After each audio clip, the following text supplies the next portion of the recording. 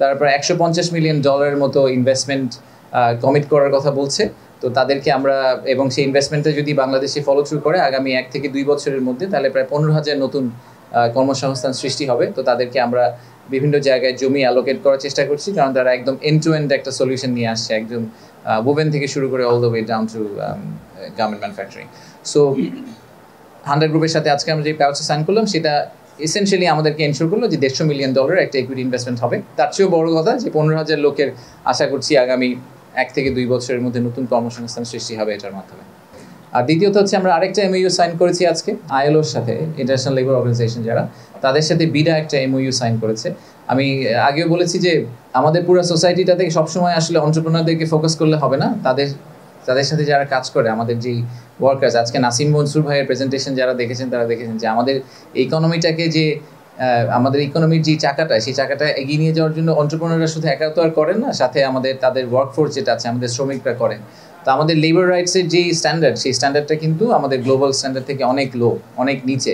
সেটাকে আমাদের একটা জায়গায় নিয়ে যেতে হবে। তো আমরা এখন আইএলওর সাথে এমইউটা সাইন করেছি এইটা কনফার্ম করার জন্য যে আমরা ভবিষ্যতে এফডিআই অ্যাট্রাক্ট করতে চেষ্টা করব, বাট আমাদের লেবার রাইটসকে কম্প্রোমাইজ না করে।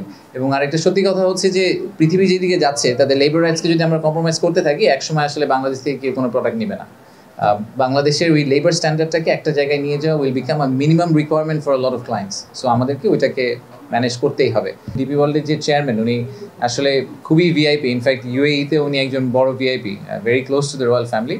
উনি এসেছেন আমাদের এই প্রোগ্রাম অ্যাটেন্ড করতে, ইনভেস্টমেন্ট সামিট অ্যাটেন্ড করতে। উনি একটা ছোট্ট প্রোগ্রাম করলেন, অবশ্য আমাদের পুরাই ফুল ছিল। এগেন আমরা সবাইকে জায়গা দিতে পারিনি, 200-300 পরে আমাদের একসময় দরজা বন্ধ করে দিতে হয়েছে।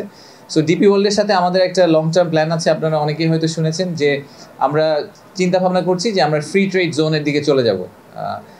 জেবেল আলী পোর্ট বলে একটা পোর্ট আছে ইউএইতে, যেটা ইউএইর ইকোনমির প্রায় 25% কন্ট্রিবিউট করে। সো সেই পোর্টটার মতো করে আমরা এরকম আমাদের মাথারবাড়ি ডিপসি পোর্টের কাছাকাছি কোনো একটা জায়গায় একটা ফ্রি ট্রেড জোনের কথা চিন্তা করছি। তো সেখান থেকে তাদের টেকনিক্যাল এক্সপার্টিস নিয়ে, তাদের থেকে বিভিন্ন ধরনের সাপোর্ট নিয়ে এটা আমরা করার চেষ্টা করছি। এবং এটাই ডিপি ওয়ার্ল্ডের চেয়ারম্যানের আজকের ভিজিটের মূল উদ্দেশ্য ছিল। উনি এখান থেকে প্রধান উপদেষ্টার সাথে দেখা করতে যাবেন এবং তারপরে ওনারা এই বিষয়টা নিয়ে আরও ফার্দার আলাপ আলোচনা করবেন। আমাদের বাংলাদেশ থেকে হয়তো একটা টিম ভেরি সুন ইউএই যাবে বোঝার জন্য যে আসলে ফ্রি ট্রেড জোনের পলিসিগুলো কীভাবে অপারেট করে, অপারেশনালি জিনিসটা কীভাবে কাজ করে এবং এখান থেকে ইকোনমিক বেনিফিটটা আমরা কীভাবে পেতে পারি।